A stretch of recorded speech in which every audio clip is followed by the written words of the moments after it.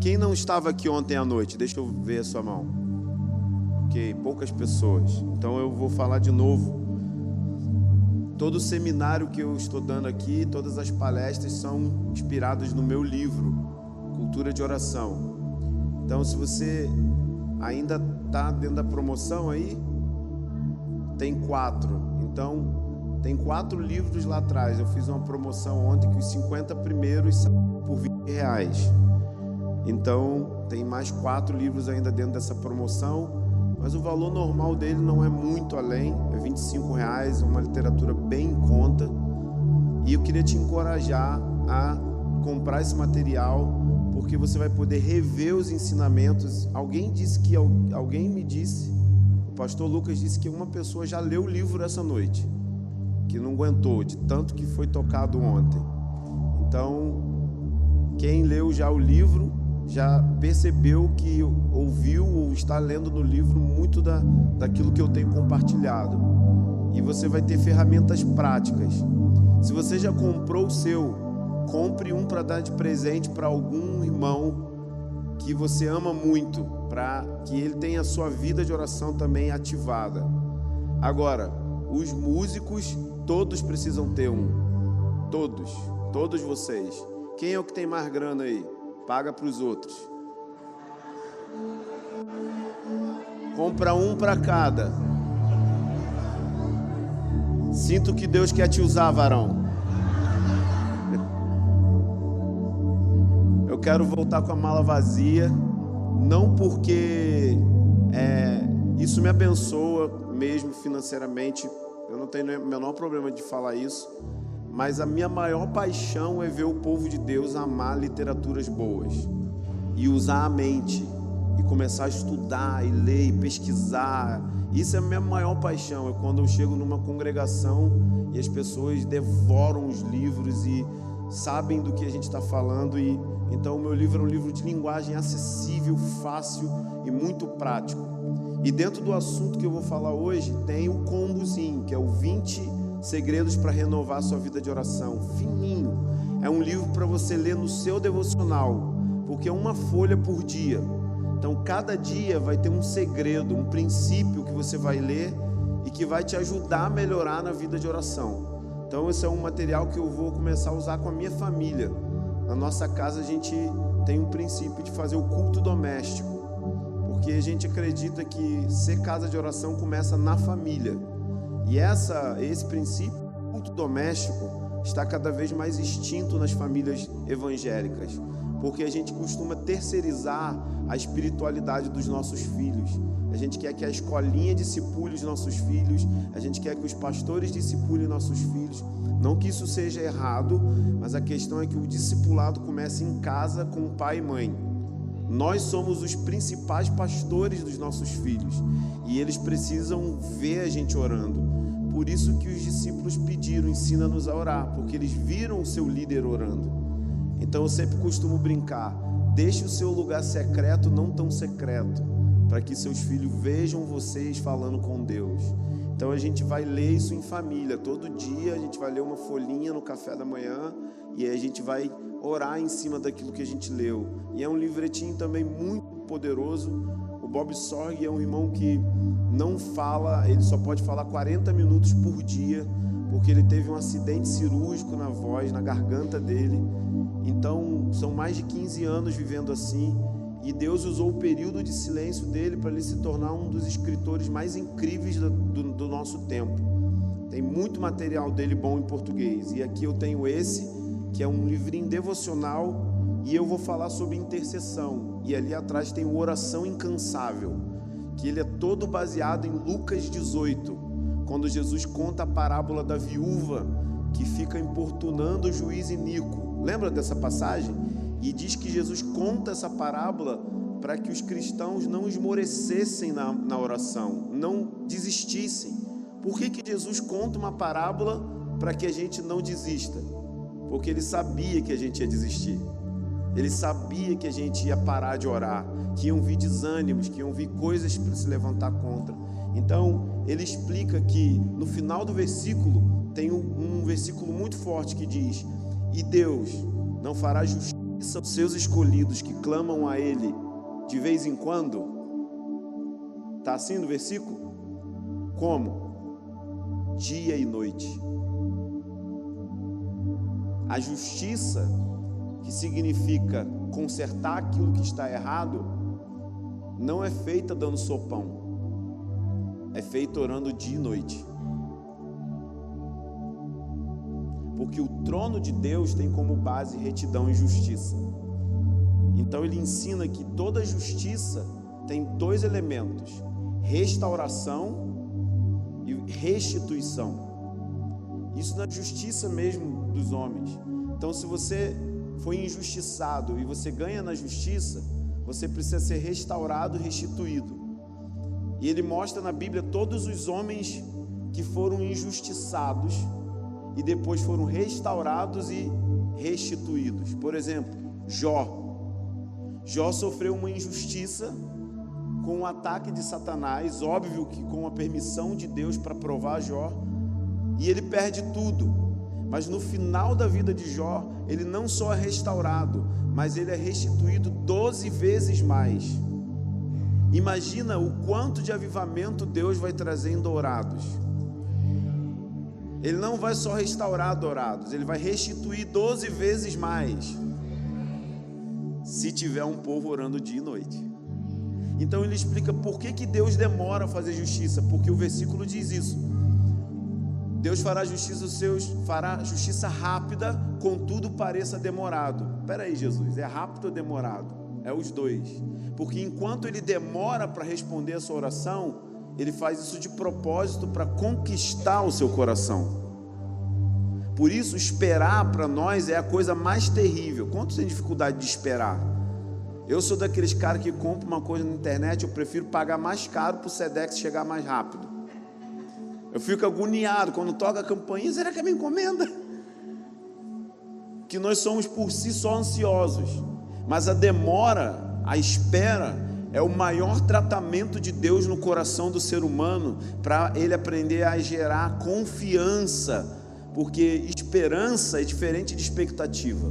Toda esperança tem expectativa, mas nem toda expectativa tem esperança. Esperança é fé futura, significa vai acontecer. Não sei quando, mas vai. E nessa esperança tem expectativa.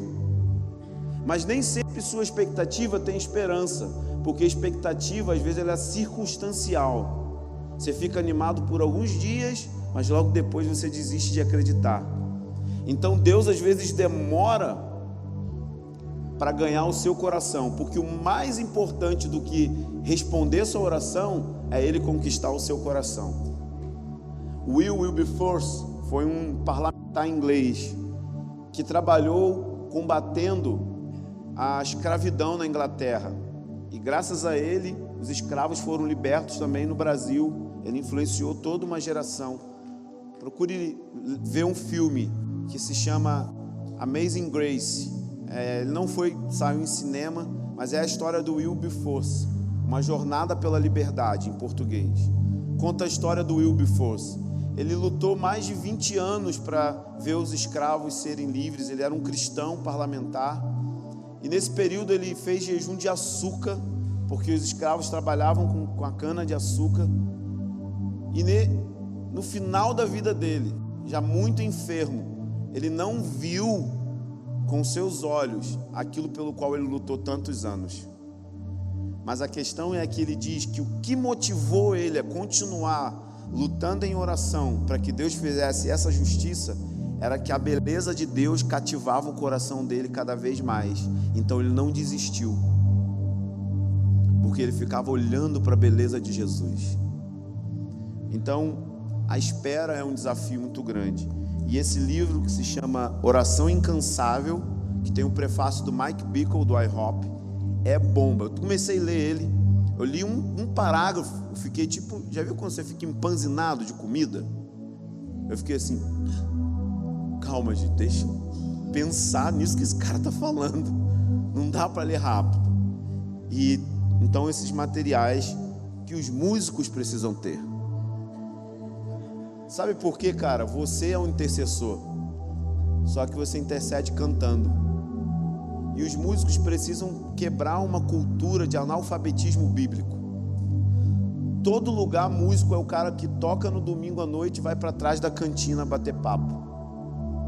E eu creio que Deus está levantando músicos teólogos e músicos proféticos que vão gastar tempo lendo, estudando a palavra. Então, Deus está te chamando para ser um padrão nessa área. Estude a Bíblia, cante a Bíblia no seu devocional.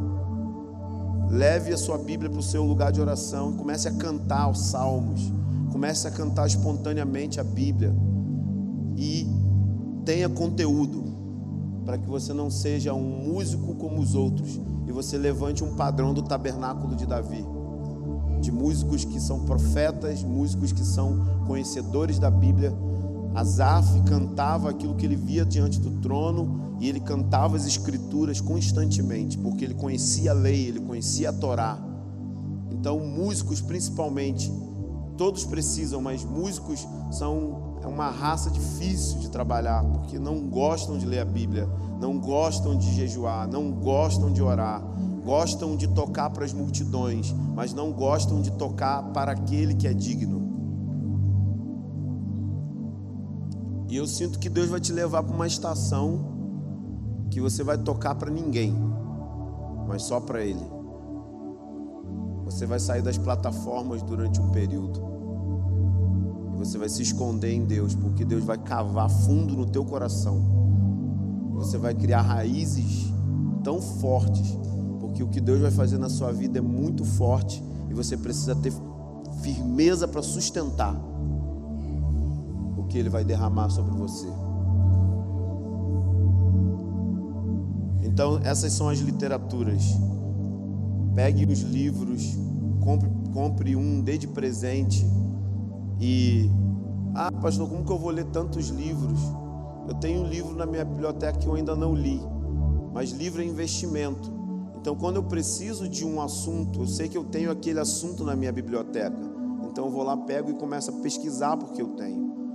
Então, é muito importante que você, como um cristão, comece a construir a sua bibliotecazinha, devagarzinho, mas você vai adquirindo materiais, vai lendo devagar e vai criando uma cultura. E a próxima vez que eu voltar aqui, essa igreja vai ter uma cultura de leitores, amém? Que vão também usar a mente, amar a Deus com a mente. Então passa lá atrás, pega o do Daniel Nash, eu vi que deu bem pouco, é um livretinho de R$10, gente. Esse é fininho e é muito poderoso também, a respeito de um intercessor que quase não tem nada escrito sobre ele, porque ele era um homem que se escondia, não era popular, e é um material muito forte que, graças a Deus, a editora Impacto conseguiu os direitos para traduzir ele para o português. Eu quero orar, então vamos estudar a Bíblia juntos. Pai, em nome de Jesus, eu oro pelo espírito de sabedoria e revelação, no pleno conhecimento do Teu Filho Jesus sobre essa sala. Nós sejamos atraídos pela beleza das Escrituras e que nós te pedimos essa manhã, ensina-nos a orar, Senhor. Ensina-nos a orar como você ensinou os discípulos. Ensina-nos a conhecer quem você é. Ensina-nos que a oração deve ser o centro da igreja. A oração precisa ser a coisa número 1 da igreja. Nós te pedimos isso em nome de Jesus. Amém. Uma coisa que a gente precisa pensar, principalmente como líderes, oração não é a única coisa na igreja. Tem muitas outras coisas na igreja: discipulado, evangelismo, assistência social. Mas oração deve ser a coisa central da igreja, o que move todos os outros ministérios. No mundo ideal, cada pastor ordenado deveria ser obrigatoriamente obrigado a estar em todas as reuniões de oração. E todos os outros líderes também, porque senão eles estão fazendo o ministério sem Deus e a partir de um lugar de ativismo e não a partir de um lugar de comunhão. E principalmente aprender a orar juntos, que é um grande desafio, orar coletivamente. Isso faz com que a gente tire a reunião de oração daquela salinha escondida onde só tinha as senhoras de coque e a gente faz com que a oração se torne do adolescente, do ancião, da senhora, de todos. E isso nós vamos entender que uma cultura de oração está sendo gerada no meio da igreja, quando nós encontramos pessoas de todas as idades frequentando as reuniões de oração, no dia a dia das reuniões de oração. Então a oração está vindo para o centro da igreja novamente, não só no Brasil, mas em todas as nações da terra. Isso está acontecendo agora e é uma ênfase do Espírito Santo. Às vezes a gente fica tentando entender o que a gente tem que fazer para Deus. Para com isso e tenta entender o que Deus está fazendo e se junta a Ele. Então eu estou te dizendo, o que Deus está fazendo no mundo inteiro? Ele está chamando a igreja para esse lugar central, chamado oração. E tudo, Ministério com Família, Ministério de Célula, Ministério de Evangelismo, Ministério de Plantação de novas igrejas, tudo vai sair desse lugar de oração, porque é esse lugar que bombeia a vida. Voz de Deus, estratégias de Deus, unção para pregar, tudo sai do lugar de uma oração coletiva. Essa era a prática dos discípulos em Atos. Atos 13, do 1 ao 2, diz assim: profetas e mestres ministravam ao Senhor com adoração e jejum, e o Espírito Santo separou Paulo e Barnabé para uma obra missionária. Muito do que existe de missões hoje nunca foi enviado pelo Espírito Santo, porque nunca foi produzido numa estufa de oração.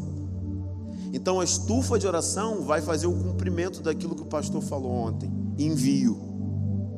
Envio para tudo quanto é tipo de missão.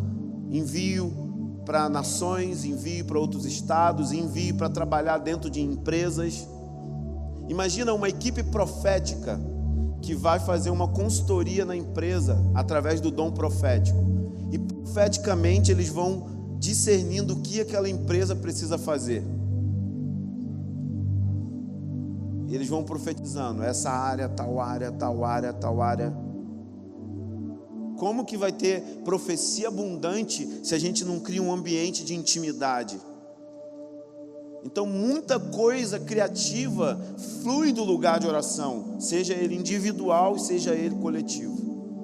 Então nessa manhã eu quero deixar com vocês ferramentas práticas para a sua oração pessoal, que também serve para a sua oração coletiva.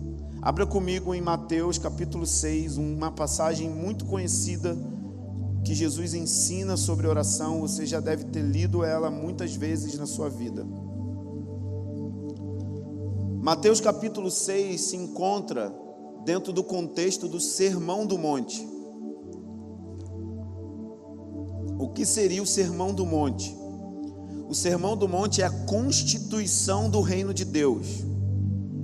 Cada nação tem uma constituição, que são as leis, as regras e os estatutos que aquela nação é regida. Faz sentido para vocês isso? Tem uma constituição no Brasil, tem uma constituição na Argentina, nos Estados Unidos. Ou seja, são as normas pelo qual aquela nação vive. E o reino de Deus tem uma constituição, que é o Sermão do Monte. 5, 6 e 7 de Mateus, os capítulos. Ali está a forma como Jesus deseja que todos os discípulos dele vivam. E no centro do ensino, da constituição do reino, está a oração.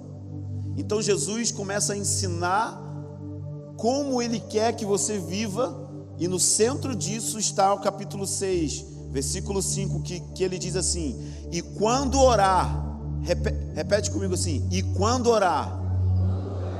Percebeu que ele não está dizendo se orar? Porque Jesus tem em mente que todo discípulo vai orar. Não existe uma possibilidade dentro da constituição do reino de ter um cristão que não tem uma vida de oração. Mas a prática normal da igreja hoje é essa. As pessoas são consumidoras. Elas querem vir para o culto e receber uma mamadeirinha na boca, serem arrepiadas pelo ministro de louvor e voltar para casa para ver o Fantástico. Essa é a cultura da igreja. Elas não desenvolvem uma vida de intimidade pessoal com Jesus e colocam a culpa em tudo aquilo que está dando errado na sua liderança ou na sua igreja.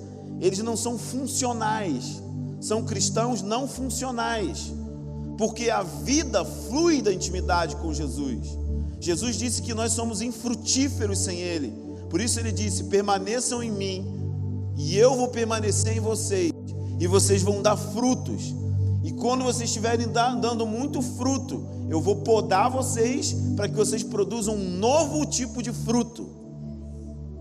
O que significa permanecer? É a mesma coisa que dia e noite, é alguém que nunca larga Jesus, e Ele está dizendo: sem mim nada podem fazer. Não podem ser pastores, não podem ser líderes, não podem ministrar louvor, sem mim nada podem fazer. Se conectem comigo, porque de mim sai uma vida que faz com que você se torne frutífero. Ele disse: assim serão meus discípulos.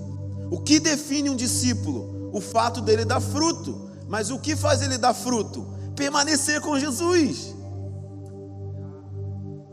Cada pessoa aqui que tem mais de 10 anos de convertido deveria ter pelo menos 30, 40 discípulos. Porque a vida de Deus é crescente e orgânica, ela é reproduzida no outro. E às vezes nós olhamos pessoas 30 anos na igreja que nunca discipularam uma pessoa, porque ela não está conectada com aquele que dá vida para gerar frutos. O fruto não é o produto principal, o fruto é o resultado. O principal é que Ele quer que você permaneça com Ele, e o fruto é a consequência. Então Jesus está ensinando aqui: e quando orar, não sejam como os hipócritas que gostam de orar em pé nas sinagogas e nas esquinas, para serem vistos pelos homens. Ele está falando, tem uma espiritualidade que é plástica, tem uma espiritualidade que ela é performática. Ele não está proibindo orar em público. O que ele está proibindo é você fazer da sua vida espiritual algo que é para ser visto pelos homens e não para Deus. Então, muito daquilo que é feito às vezes na plataforma, quando pregamos e cantamos, é para ser visto pelos homens, não é fruto do lugar escondido. 90% daquilo que a gente é em público deve ser resultado daquilo que a gente é no secreto. Faz sentido para vocês? Porque no secreto você não pode criar uma performance, porque está só você e Deus no quarto. Ali você não muda o timbre de voz, ali você não tem como aparecer, mas é ali que você é esmagado para produzir unção. É ali que você é quebrantado para ter um coração humilde. É ali que você ouve a voz de Deus que te direciona nas decisões mais ordinárias da vida. No secreto vai definir quem você é em público. Que tipo de ministério público você vai ter, ou como você vai ser como um cidadão. Tudo isso é definido no lugar escondido, no lugar onde os homens não veem. Então ele está dizendo, não adianta você ter um ministério público e se amostrar para os homens. Você vai receber uma recompensa humana, você vai ter aplausos humanos, você vai ter um tapinha nas costas, mas a verdadeira recompensa, que é receber o próprio Deus, você não tem. Nem tudo aquilo que está sendo feito em público hoje nas plataformas digitais, YouTube, Instagram, é aprovado por Deus. Não se engane. Muitas das pessoas que a gente admira e quase idolatra hoje na mídia não estão liberando óleo, estão apenas queimando óleo, assim como as virgens imprudentes. E vai chegar uma hora que você não vai poder mais ter uma conferência para comprar óleo. As coisas vão ficar escuras, as trevas vão cobrir a terra. A Bíblia diz que vai ter dois paralelos. A luz vai ficar muito forte, mas o pecado vai achar maturidade também. A maldade do homem vai entrar em plenitude, e a luz da igreja vai entrar em plenitude nessa época. Porque quando as noivas imprudentes vão procurar óleo, pedir emprestado óleo, não podia mais, porque já era meia-noite, e houve um grito: eis o noivo. enquanto que as prudentes armazenaram óleo. Deus está chamando a gente para armazenar óleo e não para queimar óleo.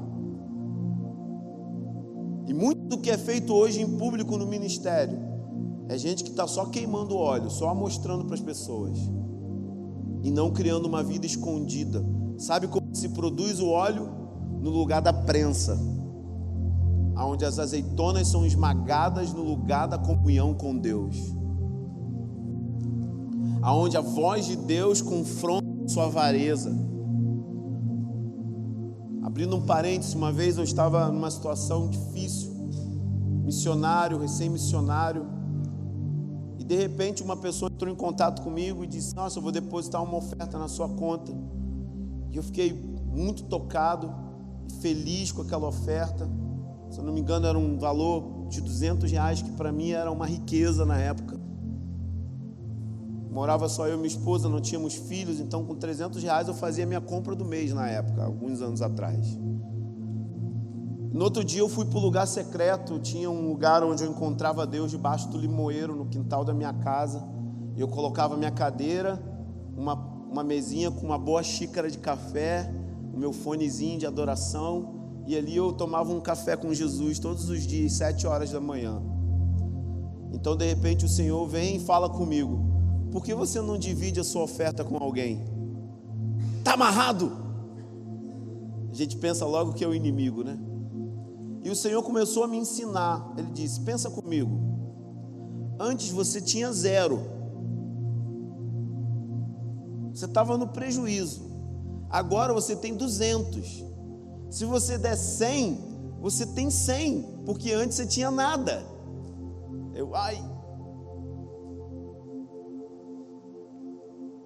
Não ame o dinheiro, ame pessoas. Então doe para alguém. E eu fui lá e: tudo bem, Senhor, vou dividir minha oferta com alguém. Percebe? Esse lugar de oração é o lugar que te quebranta. Vão vir pessoas no seu coração que você está amargurado, e a voz de Deus vai falar: vai lá, caminha mais uma milha, serve uma janta para ele, leva ele para jantar, compra roupa para ele, entra na Renner, sei lá. Ao invés de comprar tudo para você, compra uma mais barata para você e uma mais cara para o outro. Você acha que isso tocaria o mundo? A voz de Deus é muito perigosa.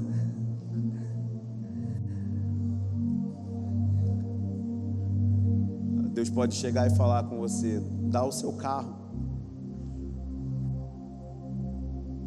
confia em mim.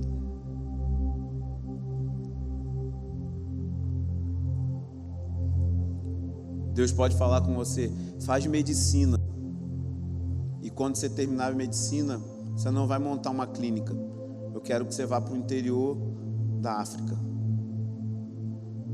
cuidar das crianças que foram mutiladas por minas explosivas. O mundo olha e diz: que desperdício, poderia se especializar em cirurgia plástica, colocar silicone na mulherada e ficar rico. E o Senhor fala: não, eu quero o seu canudo, eu quero o seu diploma. E você vai enterrar a sua vida no interior do norte africano, na área mais muçulmana da África.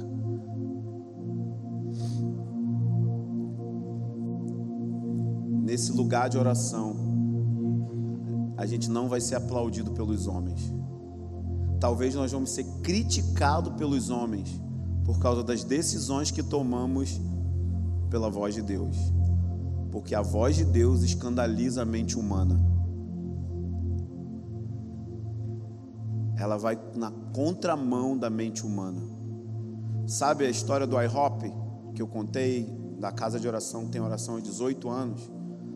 Mike Bickle, que é o líder lá, ele era pastor de uma igreja de 2.000 pessoas no centro rico de Kansas City.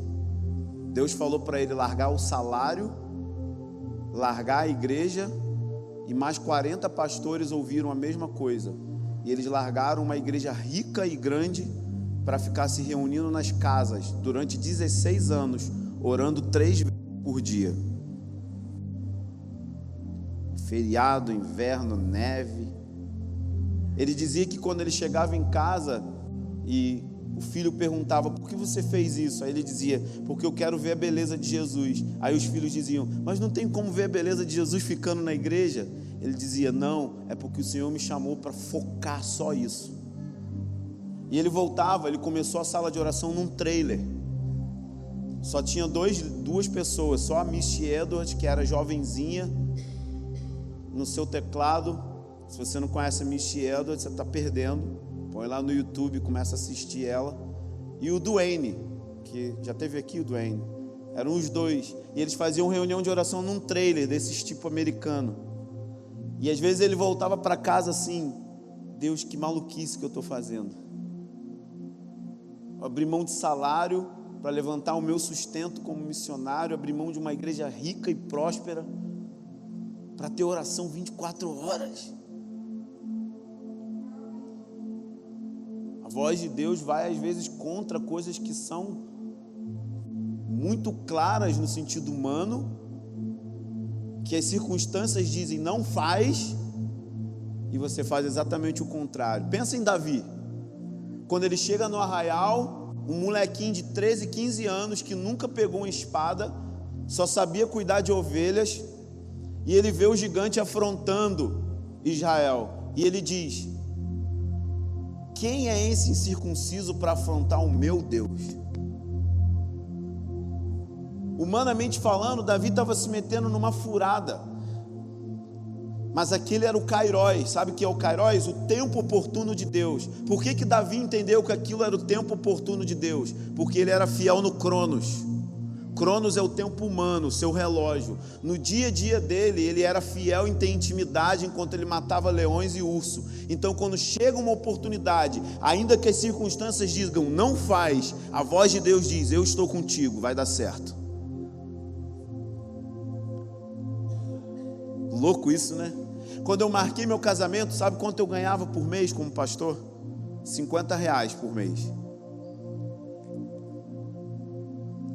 Na mesma época, minha esposa foi demitida do emprego, pegou aquela rescisãozinha, a gente entrou na Casas Bahia, Casa e Vídeo, que não tem Casa e Vídeo, é tipo esses Magazine Luiza, essas lojas. E a gente comprou uma caixa de xícara e prato e um edredom. E fomos para casa todos felizes, para casa da minha sogra, dizendo: vamos casar. Ela olhou para a gente com uma cara do tipo assim: vocês são loucos?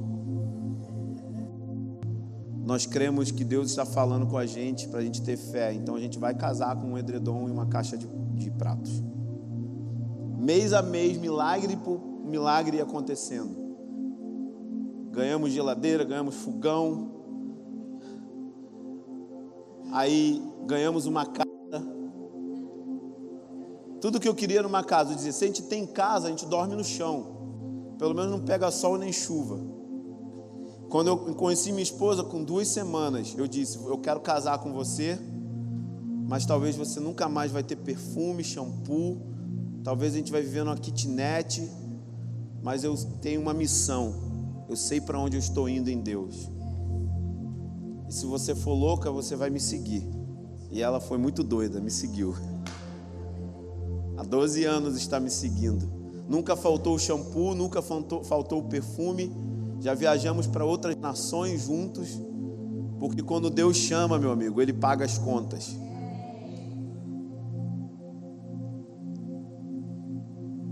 Então, quando eu ganhei a casa, eu antecipei meu casamento por 6 meses. Casamos ao todo em 1 ano. Na minha religião, quem namora mais de 2 anos está em pecado. Você está defraudando a menina ou vice-versa. E provavelmente está fazendo muito mais do que namorar. Então eu caso em 1 ano. Minha sogra fica louca: você quer casar por quê? Você quer fazer sexo? Eu disse: claro. Qual o problema? Mas não é só por isso. Mas sexo é legal. Na aliança, no casamento. Ninguém entendia nada. Meu sogro não entendia nada. Como que esse cara consegue dinheiro? Ele não tem carteira assinada, ele não tem INSS, ele não tem férias. Deus, mês após mês, ia surpreendendo a gente. A igreja ia crescendo. Porque a voz de Deus não se move por circunstâncias. Ela te leva a se mover pelo Espírito, e o Espírito não se move pela mente humana. Então Jesus disse: quando orar, entra no teu quarto, fecha a porta e ora ao teu pai que está em secreto. Diga comigo: o pai está em secreto. O que significa isso? O que significa a palavra secreto? Escondido. Ele está dizendo: o pai está num lugar escondido, tem um esconderijo que o pai está. Ora ao seu pai que está nesse esconderijo. E tem dois princípios aqui. Um é o quarto, então anota aí, quarto. E o outro é o lugar secreto. Normalmente a gente acha que o quarto é o lugar secreto, mas o quarto é um lugar e o lugar secreto é outro lugar. O quarto é o lugar que você entra fisicamente para entrar num lugar espiritual chamado lugar secreto. Nem sempre estar no quarto significa que você entrou no lugar onde Deus se esconde. Então, o quarto significa a nossa parte, a disciplina. Diga comigo: disciplina. Ou palavra difícil para o brasileiro, que os americanos entendem bem. O quarto é a parte que você desliga a televisão, desliga o seu celular, marca um horário fixo e você entra num lugar físico para ficar sós com Deus. Entrar no quarto não significa que você já entrou no lugar que Deus se esconde, mas você nunca vai entrar no lugar que Deus se esconde se você não entrar no quarto. Faz sentido? Então o quarto é a parte humana, é a sua parte, é o seu esforço, é a sua agenda, é você se programar para orar. As pessoas não oram porque não se programam para orar. Coisas bobas do tipo: se você trabalha, deixa a sua roupa que você vai para o trabalho separada uma noite antes. Se você toma café, já deixa o pó de café na cafeteira. E aí quando você acorda, você só toma um banho, já tem a roupa separada, já deixa o café passando. Então você ganha tempo, ou seja, você começa a organizar a agenda da tua vida para você ter maior tempo com Deus. São coisas extremamente práticas na vida. E isso é o quarto, tem a ver com a sua disciplina. E disciplina é quando você faz tudo aquilo que você pode fazer para receber de Deus aquilo que você não consegue fazer. Faz sentido? Disciplina é fazer tudo aquilo que você pode fazer para receber a graça de Deus para realizar aquilo que você não tem poder para fazer. Por exemplo, quantos acham que é possível separar 10 minutos por dia para ler a Bíblia e orar? 10 minutos. Amém. Isso é a sua parte. Se você faz isso segunda, terça, quarta, quinta, sexta, é uma disciplina. Algumas pessoas dizem: nossa pastor, mas é muito pouco 10 minutos. Não é muito pouco para quem não faz nada. Se você tem 0 de oração, 10 minutos por dia é um avanço incrível. E eu garanto que se todas as pessoas que estão nessa sala começarem a fazer isso a partir de amanhã, essa igreja vai experimentar uma mudança em 6 meses. E vocês vão parar de dar trabalho para os pastores,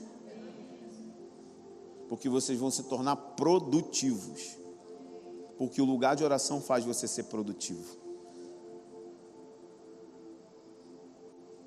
Disciplina também é liberdade. Como assim, pastor? Disciplina não é uma coisa que a gente tem que se esforçar. Pensa num atleta olímpico de ginástica. Ele treina desde os 6 anos de idade executando aqueles movimentos. E talvez ele vai para a Olimpíada com 15, 16 anos. Quando você olha o atleta de ginástica olímpica fazendo as piruetas, não dá uma impressão que é fácil e simples? Mas tenta você fazer. Por que ele tem liberdade de executar movimentos? Porque ele passou anos disciplinadamente treinando movimentos. Então agora ele tem liberdade para executar movimentos. Se você tem uma vida disciplinada de oração, você vai ter liberdade de entrar em lugares pecaminosos e não pecar. Sabe uma coisa que aconteceu com a igreja? Ela se escondeu dentro dos templos e entregou o mundo para Satanás.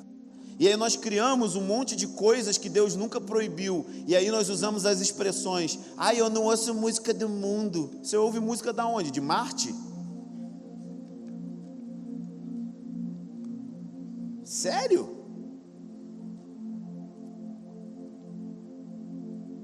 Por que você não ouve música do mundo? Porque você não tem maturidade espiritual para ouvir. Porque se você fosse maduro, você ia sentar com seus amigos não crentes para ouvir música do mundo e ainda ia pregar o evangelho para eles. Percebe? Crente não tem amigo não crente, quando tem, desvia.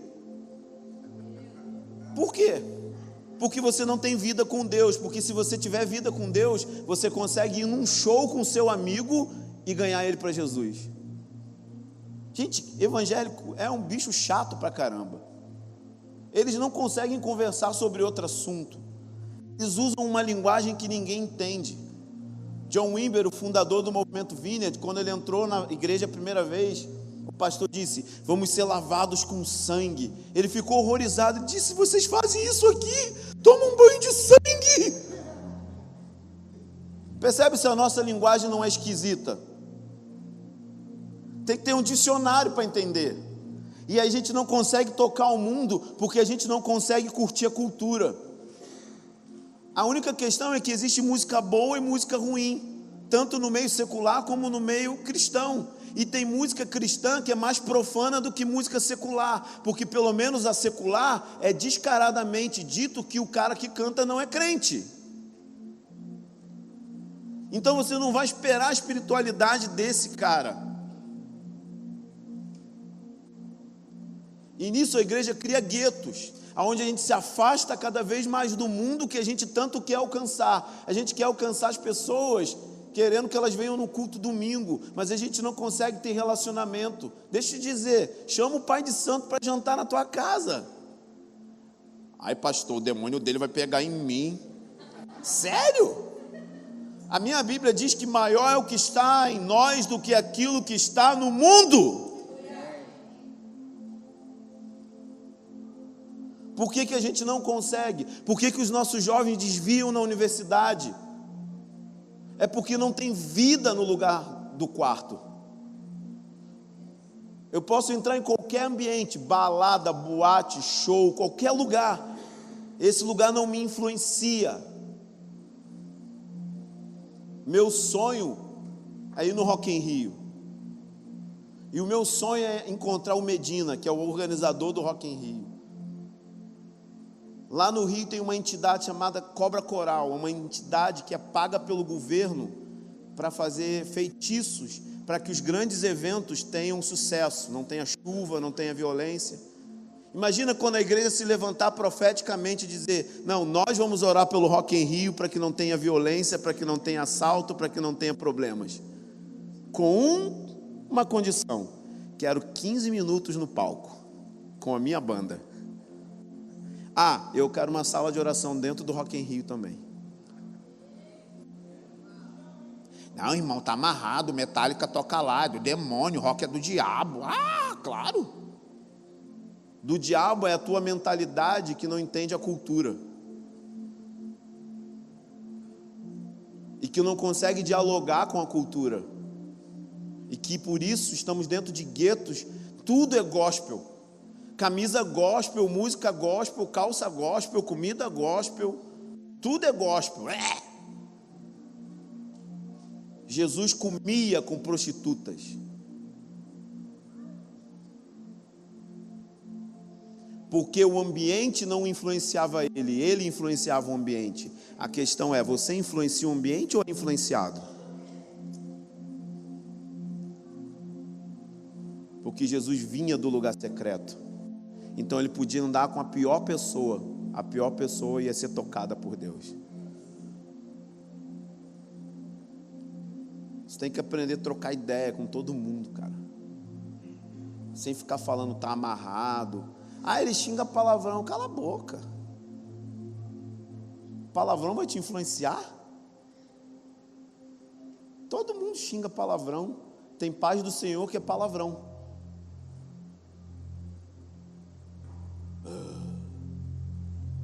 A pessoa está com ódio no coração e diz assim: paz do Senhor. Por dentro morre, irmão. Nunca teve isso na igreja, claro.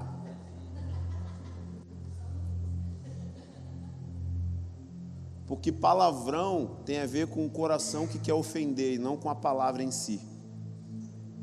Então tem palavrão evangélico, que é pior do que o palavrão em si. Que às vezes o palavrão no mundo é uma expressão, uma exclamação, que não tem a ver com imoralidade, mas é só linguagem chula. Tá entendendo, gente? Eu acho que eu estou mexendo com religiosidade aqui. Aí agora não sai dizendo aí que o pastor mandou xingar palavrão, tá? Que não é isso que eu estou dizendo. O que eu estou dizendo é que a gente precisa ter vida para poder estar nos lugares escuros e os lugares escuros não influenciarem a gente. Então por isso que Jesus fala: entra no quarto, tenha disciplina. Como que faz para ter disciplina? Ponto 1, eu disse que ia ser prático. Tenha uma hora fixa. Oro quando eu quero, nunca vai orar. Pastor, isso é religiosidade, tem uma hora certa para encontrar Deus. É mesmo. Vamos supor que você quer conhecer uma menina que você quer casar. Aí você chega para ela e fala: olha, eu estou interessado em você, mas a gente se esbarra por aí. Vai ficar solteirão. Você tem que ter momentos que você marca a hora e lugar para conversar. Assim é Deus. Deus gosta de lugares, Deus gosta de encontros marcados, na viração do dia, no templo, uma vez por ano no Santo dos Santos. Deus é sistemático. Nos altares dos patriarcas tinha hora, tinha ordem. E Deus é uma pessoa, Ele quer hora, Ele quer ordem. Então tenha um horário fixo. Qual é o melhor horário, pastor? É relativo para cada um. Para mim, eu prefiro acordar antes de todo mundo, porque de manhã cedo eu estou com a mente fresca, não tem problema, ainda não vi nada. Outros são noturnos, curtem a madrugada ou antes de dormir. Outros conseguem fazer na hora do almoço, no trabalho, em algum lugar que consegue ir reservado. Pensa na melhor hora. Segunda coisa, tenha um plano B, que é uma hora alternativa que você sabe que se você falhar naquela que é fixa, você pode ter, porque se você decidir orar, Satanás vai ficar endemoniado. E tudo que você imagina que possa acontecer para você, impedir você de orar, vai acontecer. Você vai brigar com a mulher do nada, o telefone toca até desligado.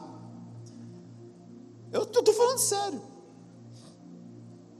Eu tenho uma sogra maravilhosa, e eu orava todos os dias 7 da manhã. Quando eu comecei a orar sério assim, você acredita? Minha sogra saía do chão assim, ó, 7 da manhã. Ela tinha a chave do meu cadeado, e ela ia lá para casa às 7 da manhã, e começava a varrer o quintal, e eu sentado debaixo do limoeiro, com um fone no ouvido, ela falando pra caramba, e eu não estava ouvindo nada. Eu falei: Deus, preciso do horário B. Coisas loucas acontecem. Faz sentido? Eu vou voltar na parte prática. Vamos pensar no lugar secreto. O lugar secreto é uma expressão que Jesus está usando do Velho Testamento. Lembra do Salmo 91?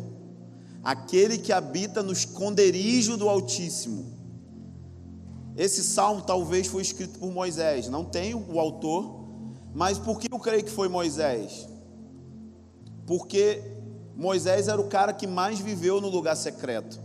Ele entrava diariamente no Santo dos Santos, onde tinha os querubins com as 2 asas. Ali era a sombra do Onipotente, onde a voz de Deus falava no meio da Arca da Aliança, que significa a presença de Deus.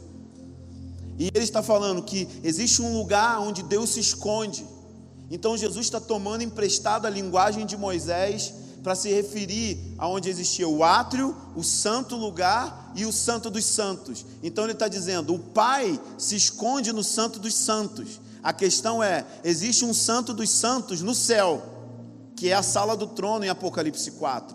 Mas existe um santo dos santos dentro de você, que é o seu espírito.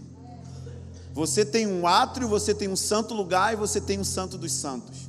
O átrio é o seu corpo, é onde você tem contato com o mundo físico material. Suas emoções é o santo lugar, é onde a sua alma é tocada, as suas emoções são tocadas por Deus. Mas Deus habita no seu espírito, e esse lugar é um lugar escondido, que poucas vezes o crente acessa. Nós acessamos as emoções, ficamos emocionados, às vezes nós temos arrepios, mas o lugar secreto onde Deus se esconde é no seu espírito, é no espírito humano. Nesse lugar você precisa de silenciar todas as outras vozes para poder comungar com Deus Emanuel que habita dentro de você. Então o lugar secreto é um lugar só para dois, é um lugar de intimidade. Nem sempre estar no quarto faz você ter essa experiência. Quantas vezes você está no quarto, mas a sua cabeça está vagando, pensando nas contas, pensando no bolo de chocolate na geladeira, pensando nas coisas que você tem que fazer naquele dia. Ou seja, um lugar que deveria ser só para dois, tem muitos intrusos. Um exemplo, quem é casado sabe. Quem é casado e é pastor sabe. Eu estou na minha cama, no quarto, sozinho com a minha esposa. Mas qual é o assunto? Igreja. Ou seja, o lugar aonde era para estar desfrutando de intimidade. Xarabacantas.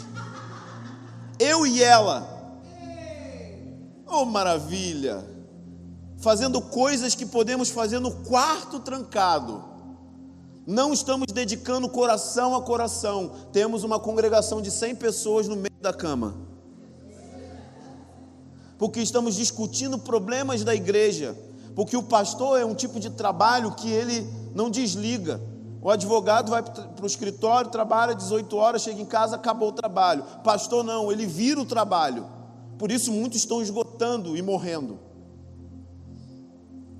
Porque esse é o momento de você esquecer tudo, e é o lugar secreto, um lugar só seu e da esposa, onde vocês falam sobre vocês, onde vocês fazem coisas que vocês não podem fazer em outros lugares, porque é um lugar de intimidade. Então nem sempre estar no quarto é acessar esse lugar de intimidade no secreto, mas para entrar no secreto tem que entrar no quarto, tem que ir treinando o seu espírito para acalmar a sua alma. É uma disciplina. Então quando você inicia a sua vida de oração, é normal ficar distraído. Não desista, continue. Ficou distraído? Reconecta de novo a mente. Pensou em coisas que não era para pensar? Deus, eu estou aqui, tem uma luta na minha mente. E continua ali. Por isso que tem que ter um horário fixo e precisa ter um lugar fixo. Entenderam o lugar secreto, amém? Então vamos lá. Além de ter um lugar e uma hora fixa, você precisa de uma lista de oração. Porque a lista de oração vai te dar conteúdo sobre o que falar naquele período de tempo. E como brasileiros a gente acha que isso é bobagem, vou orar coisa da minha cabeça. Então o que acontece? Você fala 5 minutos e acaba o seu vocabulário e você sai do lugar de oração. Então eu quero te dar uma lista muito simples de 5 pontos.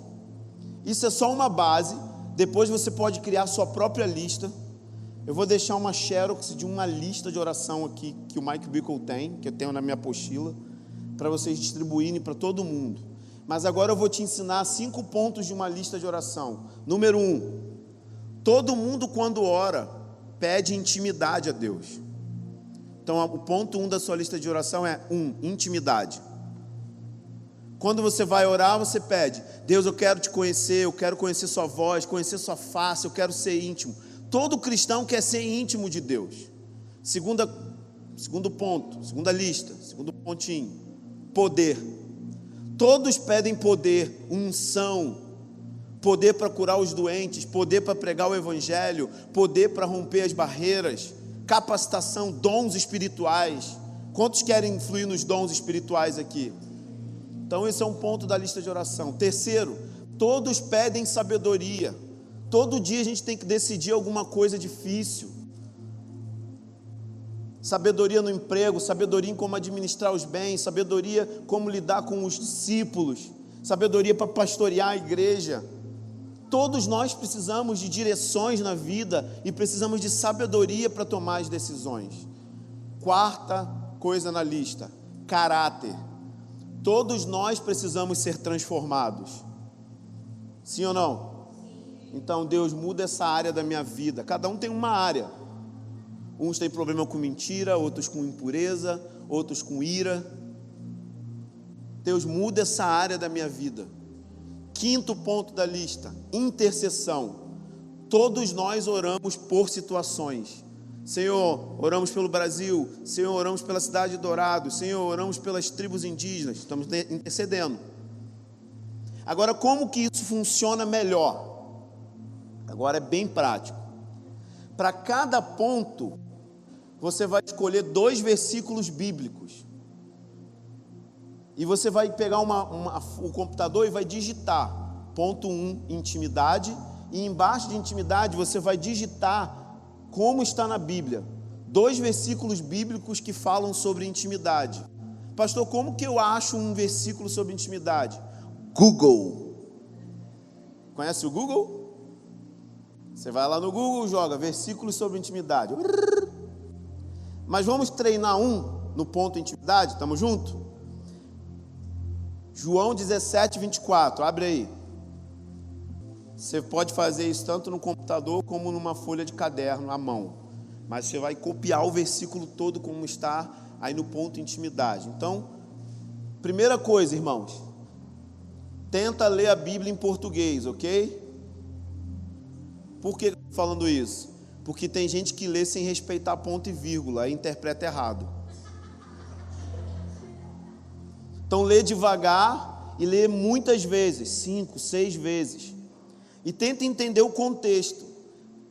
João 17 é chamado da oração sacerdotal, ou seja, é a oração de Jesus. Estamos juntos, gente? Você acredita que Deus responde à oração de Jesus? Sim. Olha o que Jesus está orando em João 17, 24. Pai, meu desejo é que aqueles que me destes estejam comigo aonde eu estiver, para que vejam a minha glória. Será que Deus ouviu a oração de Jesus? Sim ou não? Jesus está dizendo: Pai, meu desejo, eu tenho um desejo, que todas as pessoas que você me deu estejam comigo. Jesus é que quer fazer devocional com você, não é você que quer fazer devocional com Jesus. Então, só nessa parte, Pai, meu desejo é, eu paro e oro esse versículo. Senhor Jesus, revela-me quais são os seus desejos por mim. Eu estou lendo, mas não sinto o que você me deseja. Então eu quero entender os seus desejos por mim, Jesus. Você está prometendo que o seu desejo é que eu esteja contigo aonde você estiver, porque você quer me mostrar a sua glória. Você está orando a palavra de Deus de volta para Deus, então você está orando a vontade de Deus. Não tem como errar. Existem 2 formas de se orar no Espírito: orando em línguas e orando a palavra. Isso é uma tradição da Bíblia e da história cristã que foi removida. Lutero orava a palavra, Jonathan Edwards orava a palavra, Jonas orou salmos, a igreja de Atos capítulo 4 orou Salmos 2. Os cristãos oravam a Bíblia. A gente não, a gente quer ser místico. Não, eu sou do mover, eu oro qualquer coisa que vem na minha cabeça. Você tem um livro devocional na mão. Tem orações apostólicas. Por exemplo, uma oração apostólica, Efésios 1, 17, 18. Paulo diz que não cessa de dar graças pelos irmãos de Éfeso, para que tenham um espírito de sabedoria e revelação no pleno conhecimento de Jesus. Senhor Jesus, você prometeu me dar sabedoria e revelação para te conhecer plenamente. Abre os olhos do meu coração. Uau! oramos a palavra de Deus de volta para Deus. E a gente só está no ponto intimidade, só aqui é 10 minutos orando. Então você pode ler o versículo em voz alta, orar em línguas, depois orar o versículo, depois ler o versículo de novo. Eu fiquei 1 ano orando só João 17, 26, para que o amor com que me amaste esteja neles. Eu pirei, falei, peraí, Jesus, você está dizendo que Deus me ama igual ama você? Eu sei disso, a gente sabe disso, sim ou não? Tipo assim, Deus me ama, ok, mas fica só na parada dos milinguidos, aqueles cartãozinhos, Deus me ama. Você não sente que Deus te ama. Então você precisa de quê? Experiência com o amor de Deus, experiência com o contato com Deus. O que você faz para ter experiência? Pede a Deus. Porque conhecimento na Bíblia não é só saber, é experimentar. Provar e ver de que o Senhor é bom. Não adianta eu colocar um pudim aqui e falar, é doce. É doce. Mas como que você vai saber se é doce se você não come? Você precisa da experiência de provar do pão do céu para sentir o gosto do pão do céu. Como? Pede a Ele e Ele vai te dar. Eu fiquei 1 ano nesse versículo. Revela-me esse amor. Não sei isso. Eu só sei na minha mente, mas eu nunca senti isso. Então eu estou lá em Kansas City, 7 da manhã, com a minha Bíblia aberta, lendo aquele livro do Mike Bickle, que acabou ali, sobre o coração de Deus, e ele fala no livro sobre os sentimentos de Deus, e eu ouvi a voz audível do Senhor dizendo, eu te amo, não por causa da sua disciplina, mas porque você é meu filho. Eu ouvi a voz de Deus, talvez isso não é nada para você, mas eu ouvi Deus chamar o meu nome, e quando Ele chamou o meu nome, a minha vida ministerial foi totalmente transformada. Sabe por quê? Eu odiava as pessoas, mesmo sendo pastor. Porque o Senhor disse, sabe por que você odeia as pessoas? Porque você se odeia. Você odeia onde você nasceu, você odeia a vida que você tem, você odeia o ministério que você tem, e você ama o próximo como a si mesmo. Então por isso você sempre está com raiva das pessoas. Quando as pessoas chegavam atrasadas no culto de oração, eu ficava iracundo. Quando as pessoas sentavam na última cadeira, eu dizia, não querem nada com Deus. Porque quem senta na última cadeira é o aluno que cola. Ele não quer prestar atenção na palavra. Ele está doido para acabar o culto e ir embora. Esse era meu pensamento. Eu tinha ódio das pessoas. Até que o Senhor me falou, eu amo você do jeito que você é. Então agora você vai aprender a amar as pessoas do jeito que elas são, mesmo que elas sejam carnais. Sabe o que eu fiz? Cheguei na minha reunião, na minha igreja e disse, irmãos, Deus me tocou com o amor dele. Eu quero liberar vocês para ficar em casa na reunião de oração. Ninguém precisa vir. Podem ver novela, vai para o shopping. Pastor, mas isso não é liberar demais? É. Quando você libera, o coração das pessoas é exposto. E aí você vai ver quem é quem. E aí você vê que na verdade aquelas pessoas carecem de misericórdia e não de pressão. Pressão não vai fazer as pessoas orar. Mas ensinar que Deus é bom, sim. Não adianta ligar o torniquete, o maçarico, e ficar forçando as pessoas a vir para a reunião de oração. Elas não vão vir. Ensine que Deus é bom. Ensine que Ele é um bom Pai. Ensine que Ele quer estar com você. E as pessoas serão atraídas. Sabe o que aconteceu? 50% da igreja começou a vir para a reunião de oração.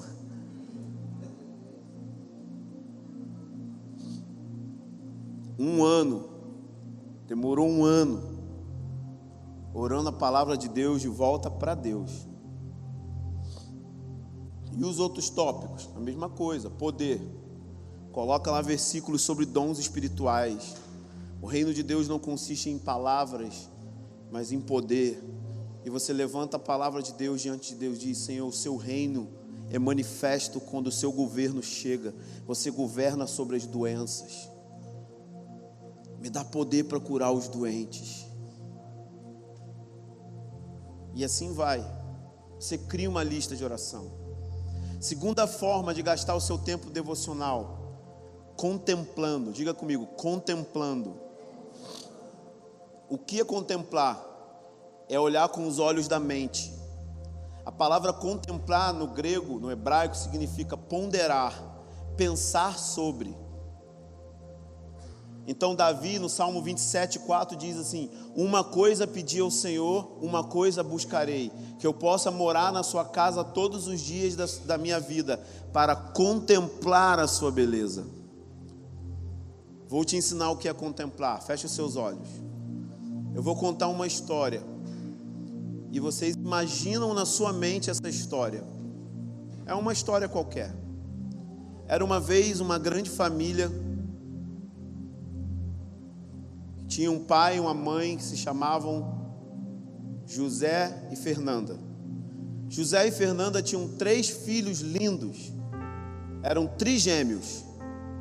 E eles tinham uma grande fazenda, onde todas as tardes a família ia para esse gramado na fazenda e brincavam de futebol, brincavam de balanço, mergulhavam no rio. E todos os dias à noite eles se assentavam ao redor da mesa para compartilhar uma refeição feita pela mãe, Fernanda, e as orações que o pai realizava na mesa. E todos os dias eles viviam essa rotina e eram muito, muito felizes. Pode abrir os seus olhos. Quem conseguiu ver o que eu falava? Sabe por quê? Você prestou atenção na minha voz. Isso é contemplar. Agora faz isso com a Bíblia. Pega Apocalipse 4 e vai lendo bem devagar. E depois fecha os seus olhos e imagina aquilo que você leu.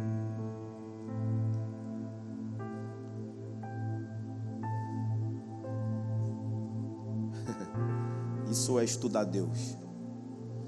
Como que você faz isso? Com pequenos versículos, não com passagens muito longas. Talvez você vai escolher um versículo só de Salmos, esse, Salmo 27:4.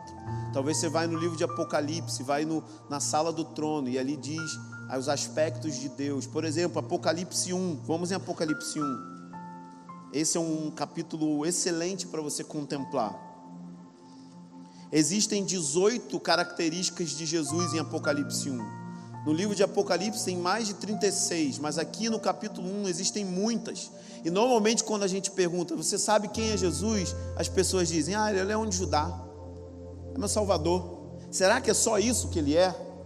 Existem descrições da beleza dele. Então vamos olhar algumas descrições. Diz aqui o seguinte: e da parte de Jesus Cristo, o primogênito dos mortos.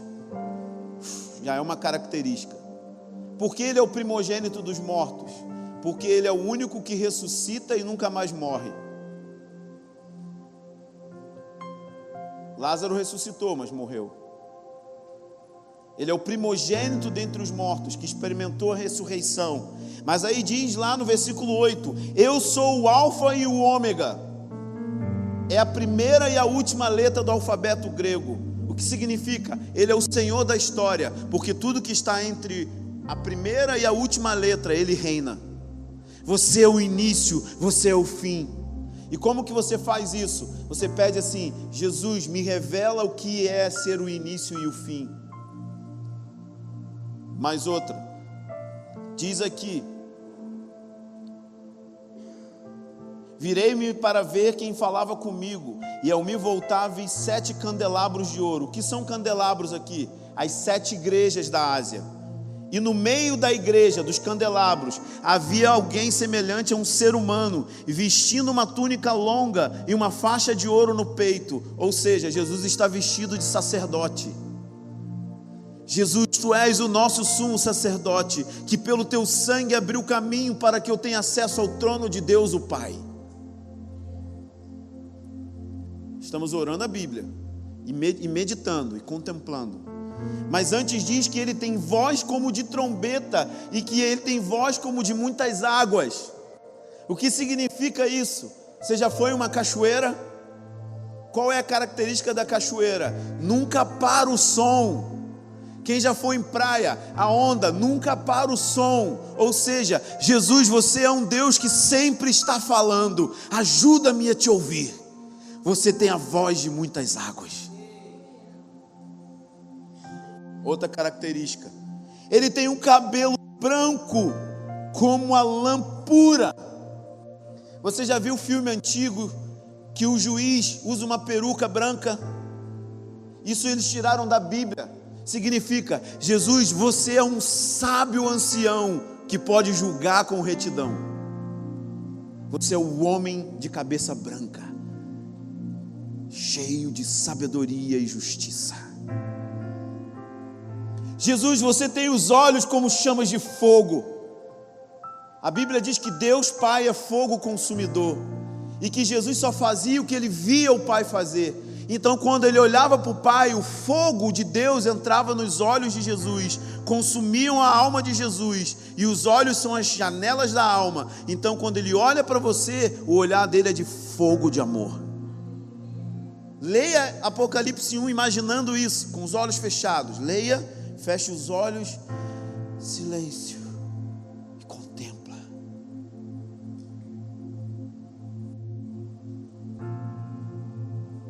Você orou a palavra e agora você está meditando a palavra. Só aí, mano, 1 horinha foi. 1 horinha. Vamos ver algumas passagens, por exemplo. Deixa eu me situar.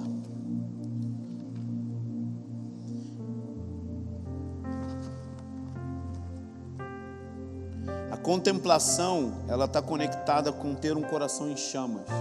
Por exemplo, os discípulos no caminho de Emaús. Jesus ressuscita, e é muito louco essa passagem, porque a palavra estava pregando a palavra. Diz que Jesus começou a falar da lei, dos salmos, dos profetas, e eles não conseguiam reconhecer Jesus, seus olhos estavam fechados. Então, quando Jesus parte o pão, tem comunhão com eles. A Bíblia diz que os olhos deles foram abertos e que o coração deles queimou. Quanto mais você olha para Deus, mais você queima. Tudo que está diante do trono de Deus queima.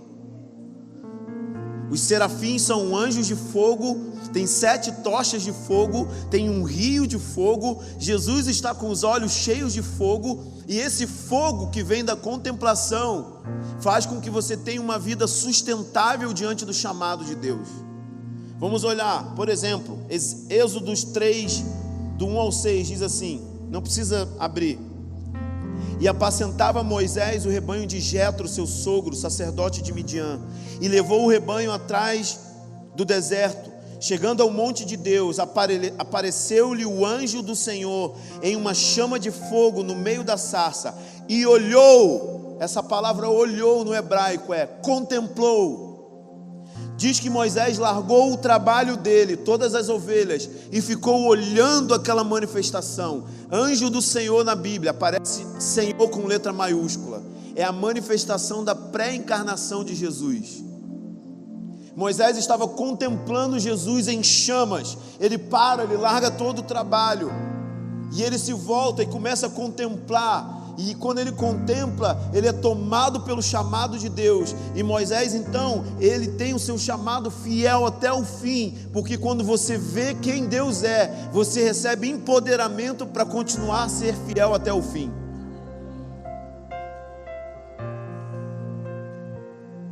Isaías 6, verso 1 ao 8. No ano em que morreu o rei Uzias, eu vi o Senhor. A palavra vi é contemplar também.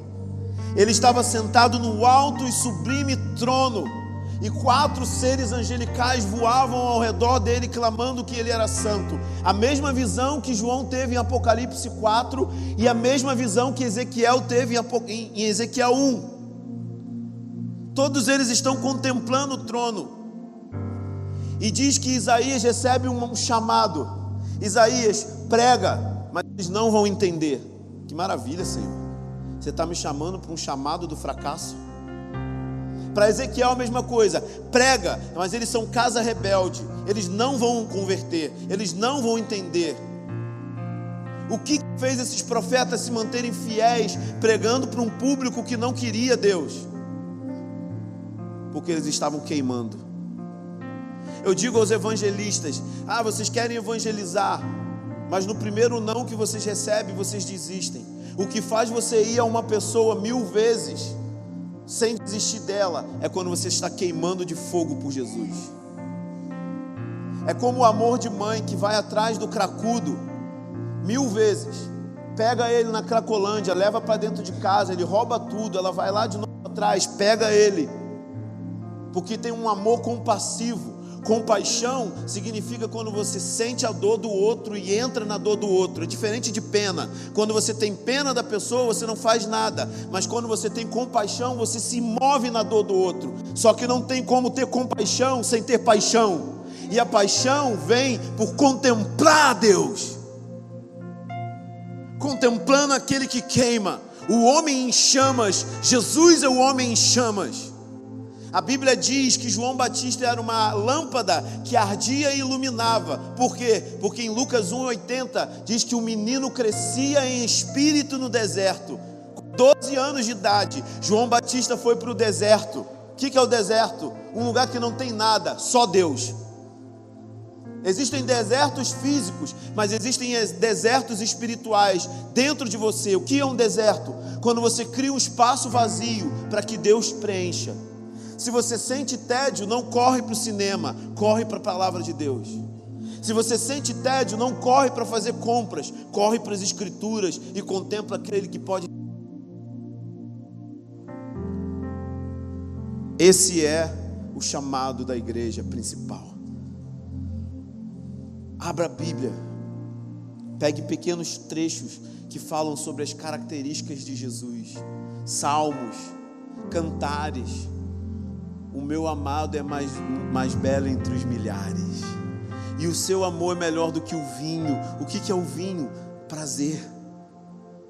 Vinho não era pecado, beber vinho, e nem é pecado ainda. Era uma bebida que gerava prazer.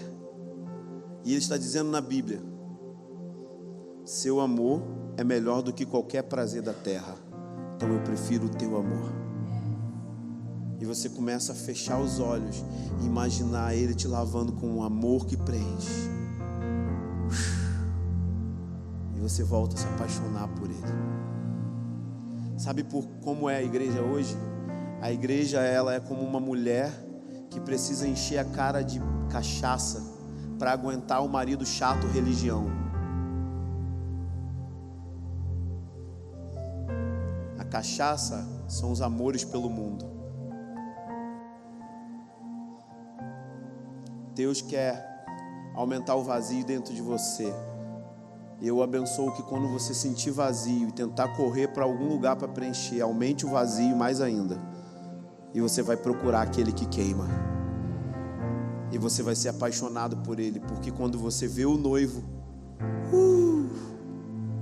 eu achei um homem. E ele me apaixonou. Porque ele me encontrou primeiro. E agora eu não consigo mais viver para outro além dele. Ei, eu estou apaixonado. Porque eu estou olhando nos seus olhos e os seus olhos não me reprovam. Você está sorrindo para mim, Jesus.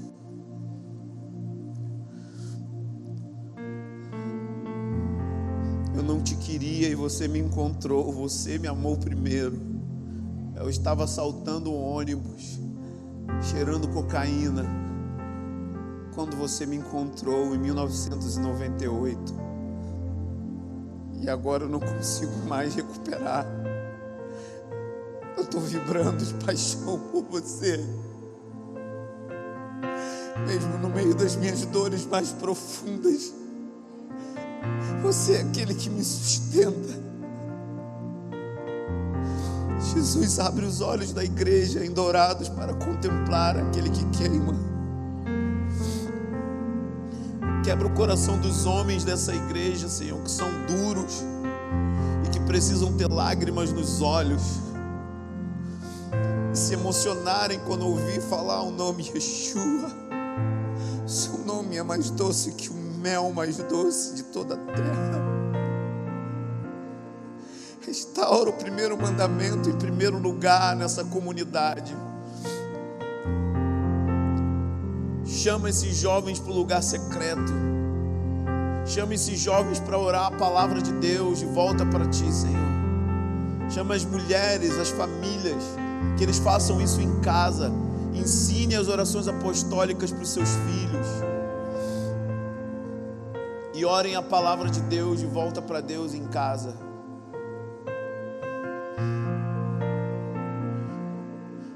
Feche os seus olhos, olhe para Jesus agora. Contempla Ele.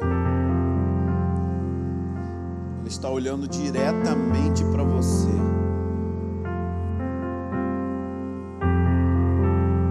Sente. Alguns vão sentir a respiração dele. Olha o que ele está fazendo. Ele está sorrindo para você. Porque ele foi ungido com um óleo de alegria mais do que os seus companheiros. Se ele sorrir para você, sorria de volta para ele. De verdade, literalmente. Não é espiritualizar. Fisicamente. Olhe para ele. Ele está sorrindo para você. Sorria de volta. Diga: ei, Jesus, você está feliz comigo? Tem gente aqui que está precisando muito de alegria. Você é muito religioso e muito duro com você mesmo. Jesus está olhando dentro dos seus olhos. Ele está falando: sorria para mim, vamos lá. Eu quero ver os seus dentes. Alegria. Alegria. Alegria.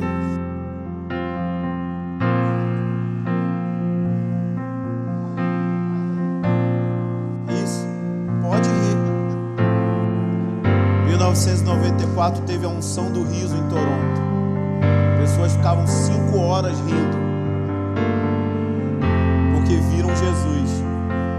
Olha para Jesus, ele está sorrindo para você. Então sorria de volta. O tempo de cantar chegou. O tempo de sorrir chegou. Tira essa cara feia. Jesus está orando, está olhando para você com alegria. Sorria para ele. Isso, sorria de volta. Mais alegria sobre essa irmã. Ela está precisando muito de vinho novo. E sim, você está precisando de uma boa. Mais alegria, mais alegria. Essa casa precisa de mais alegria. Toma alegria, bebe alegria. É só beber. Não tem esforço nenhum. Jesus está aqui olhando para você e você bebe das delícias dele. Olha para o rosto dele e olha o sorrisão, dizendo: vem, filho, vem, pode vir, entra na alegria do Senhor. Pode vir. Alegrei-me como me disseram, vamos à casa do Senhor. Ele disse: os levarei ao meu santo monte e os alegrarei na minha casa de oração. Casa de oração não é um lugar de tristeza, é um lugar de alegria. Eu vos alegrarei. Ele quer te dar alegria. Você ainda não está crendo que ele está rindo, por isso ainda está sério. Olha para ele, sorria de volta. Diga: Jesus, obrigado pelo seu sorriso, ele está curando a minha dor. Mais alegria. Olha, essa irmã aqui está cheia de óleo de alegria. Tem muita alegria sobre ela. Algumas pessoas vão ter que ir para casa carregadas hoje. Mais alegria, mais. Transborda o cálice dessas pessoas. Mais alegria. É isso mesmo. Só bebe. Não precisa fazer força, é só olhar para ele. Você está diante da face dele. Vai e pega o que ele está te dando. Alguns ele está dando pão, outros ele está dando vinho, outros ele está dando óleo. Ele está passando óleo na sua dor. Olha o que ele está fazendo, percebe? É isso mesmo. Ele está colocando óleo na sua dor. Vai pegando essas pessoas aqui, Jesus, agora, vai, pega eles. Sabe, vai começar a ter dias que você vai pagar mico para Jesus. Você vai estar andando na rua, ele vai te pegar no meio da rua. Você vai começar a tremer e chorar. Você vai ficar chapado de glória. Ora, macabou, totonaia, nasci que pro povo. Pega mais. Não tem limite. Favos de mel pode se encher de doçura. Ele está convidando você para o lugar secreto da intimidade. Então vai fundo. Isso, jovem. Isso, pode ir. Não precisa. Opa! É, isso mesmo. Pega aí, pega a unção. Pega a alegria, pega para você. É de graça. É de graça, é de graça. É de graça, gente. Não tem que pagar nada. Aqui, ó. Pega, é de graça. Pegou você. Olha, pega.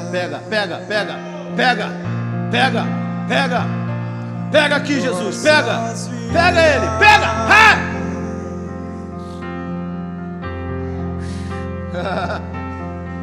Olha aí, ó. As tribos indígenas vão se encher de alegria, hein? Vai ter um avivamento de alegria. O Espírito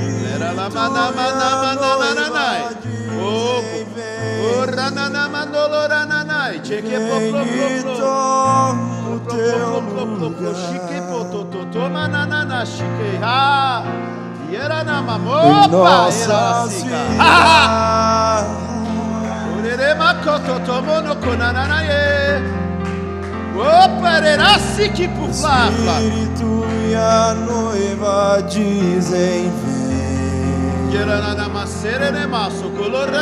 vem. O Espírito e a noiva dizem vem. Deixa a sua casa ser cheia de alegria. E toma o teu lugar. Jesus está andando aqui no meio de vocês. Ele é o sumo sacerdote. Aqui, ó como é que ele te pega. Pega ela. Pois não pega há ela. outro. Jesus está te pegando.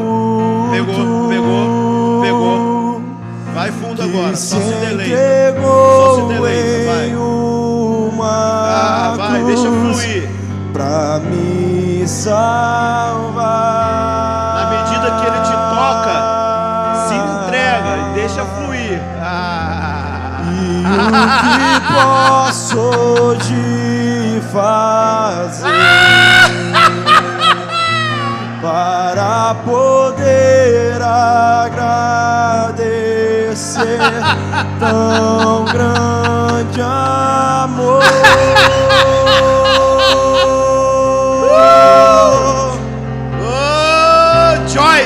Joy, o Espírito alegria. E a noiva dizem vem. Joy, alegria. O Espírito e a noiva dizem vem e toma o teu lugar em nossas vidas. Toma mais, bebe mais. O Espírito e a noiva dizem bebe mais. Vai, pode beber tudo. Jesus. É bom que essa bebida do céu não tem ressaca. A noiva dizem vem. É do boteco do Joel. Vem e toma o teu no boteco do Joel, lugar. ele disse: eu vou derramar meu vinho sobre toda a carne. Vai no boteco do Joel e toma uma. Rapaz, você está precisando muito, hein? De tomar uma dose do céu. Toma aí, bebe. Isso não precisa ficar com vergonha, cara. É só chapar. Pode pegar. Jesus está removendo um jugo das suas costas. Está pesado.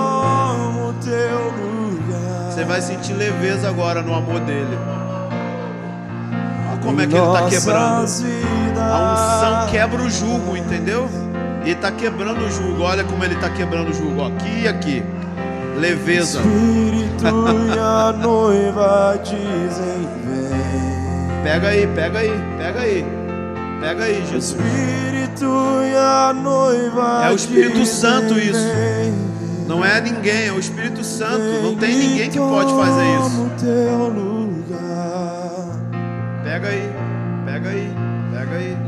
Pega aí. Nossas vidas. Pega aí.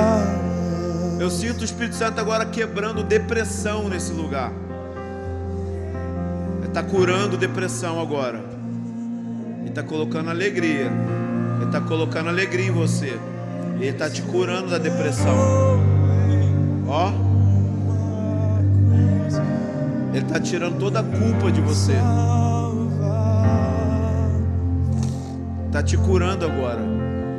Ele está te curando agora. Ele está derramando um óleo sobre vocês. Está sendo muito pesado esses dias. E ele apareceu para você hoje, viu? Olha aí, bebe, bebe. Se diverte com ele, cara. Porque tem sido dias difíceis. E agora ele está colocando um bálsamo dentro de você. Para você voltar a sorrir. Voltar a ter esperança. Toca ele, Jesus. Faz aquilo que nenhum homem pode fazer. Cura ele dessa dor.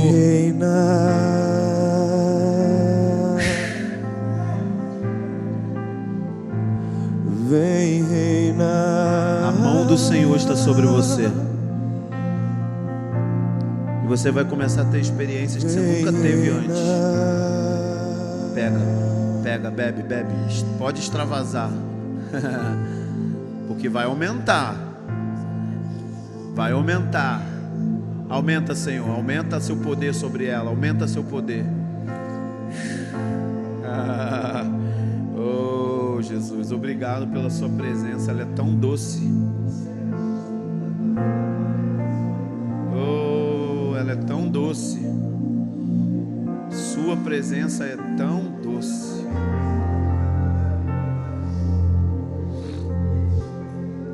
Vamos ficar de pé e dar as boas-vindas para Jesus?